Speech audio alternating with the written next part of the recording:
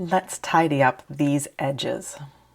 This is the beard from Gnock, which is the pattern someone to write Gnome about, and the edges are just a little gross, and so we're going to do something that's going to make them look so sharp and snappy. We cast on up here, increased for a while, and then decreased. And we are not going to worry about tidying up these edges here. These edges are going to be hidden under the hat. So what we're going to be doing is just tidying up the bits that will show. So this will get tucked under once it's sewn on Gnock's body. These won't be visible, so we're just going to cover these two. If you are using DPNs, you may need a longer DPN than you are used to. I've got this stitch marker here just to remind me which is the top left. It doesn't really matter which is the wrong side and the right side. They look fairly similar. This will be hidden, and then the edges are going to be cleaned anyway. So it's more just a matter of where you wove your ends in. So I've got this marked for us here, but it doesn't really matter if you like both sides.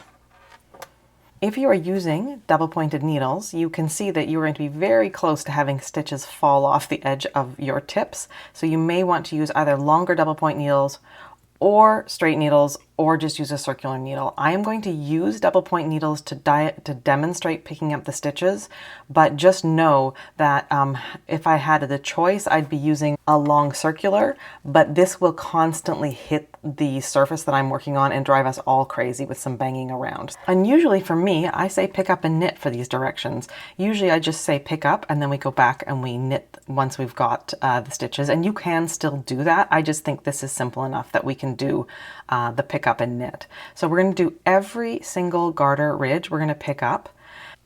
All right, so leave a long enough tail that you can sew your beard on. The edge we're going to be sewing is unusually long for us, so make sure that you've got enough yarn that you can kind of go up, over, and across when sewing down the beard. There are two ways of picking up stitches along a garter edge. One of them is actually to go into the ridge itself. So here's my line of stitches going up, up, up, up, up, and then I can see these two little bumps right here at the edge, and whether I pick up this one or this one, it's sort of the same. But if you go along and are using these ones, that's sort of picking up in the ridge itself is what I'll describe it as.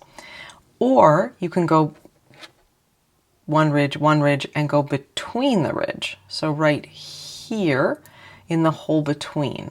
So there is sort of a V of a stitch above my needle, and then I'm going through that hole. This is the edge you're going to get, and it's going to be really great. I'm going to paste in here a picture or a little video of what it looked like when I picked up between the ridges, and hopefully you'll be able to see a difference in what it looks like and which you prefer. As long as you get a beard edge that is tidier than we started with and you're happy, it doesn't really matter. Some of you may even just choose to do a slip stitch crochet along here. I think the extra little garter ridge adds a little bit, but as long as we get a beard we're happy with, there are no beard police. So I'm going to give a couple of tips for going into the ridge itself and using these stitches. The first is to do as I'm doing now, and rather than picking up and knitting, just pick up. Go through with your needle, grab all of these loops along here in a nice line. And once you've gone through all of them, then just knit across. Just like we do in so many of the things when we're using gnomes. Or you can use a crochet hook, which is another great option for picking up stitches. If you're going to pick up and knit, the first one is especially difficult.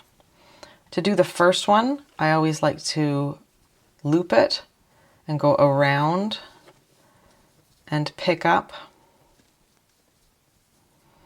Like I said, the first one is especially awkward. Once I'm through, then I can make sure I know which one's the tail and which one's the working yarn, because we don't want to be using our tail. We need to leave it for later, and then I can hold the working yarn the way I normally would.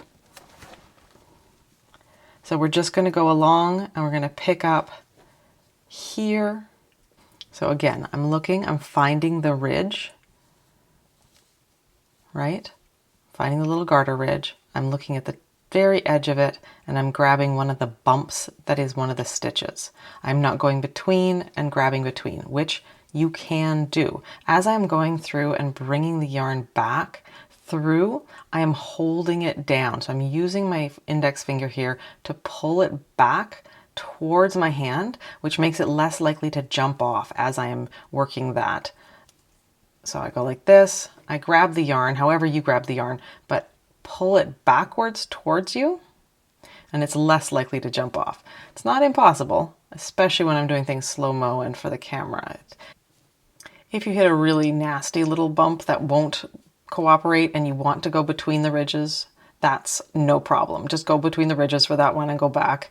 You'll still end up with a tidier edge than if you went between the ridges every single time. So once you've picked up a knit, or picked up and then knit all those stitches, you'll need to turn your work and knit back across before binding off and making a beautiful tidy edge. As for what kind of bind off I'm just doing a standard bind off.